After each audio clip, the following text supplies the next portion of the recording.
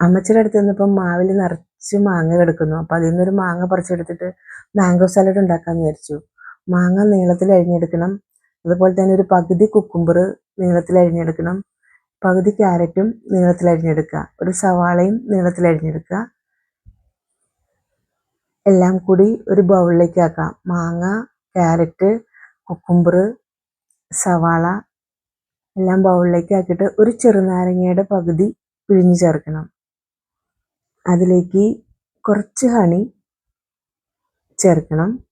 അതിനുശേഷം ആവശ്യത്തിന് ഉപ്പും ഒരു നുള്ളു മുളക് പൊടി കൂടിയും ചേർത്ത് നന്നായിട്ട് മിക്സ് ചെയ്യണം. ഉപ്പും പുളിയും മധുരവും എല്ലാം കൂടി അതിൽ നന്നായി പിടിക്കണം. നല്ല ടേസ്റ്റാണ് കഴിക്കാനായിട്ട്. എല്ലാവരും ഉണ്ടാക്കി നോക്കണേ. അടിപൊളിയാണ്. ചോറിൻ്റെ കൂടെ കഴിക്കാൻ സൂപ്പറാണ്. നല്ല ക്രഞ്ചി ആയിട്ടുള്ള സലാഡാണ്. അപ്പോൾ എല്ലാവരും ഉണ്ടാക്കി നോക്കുക. Thank you.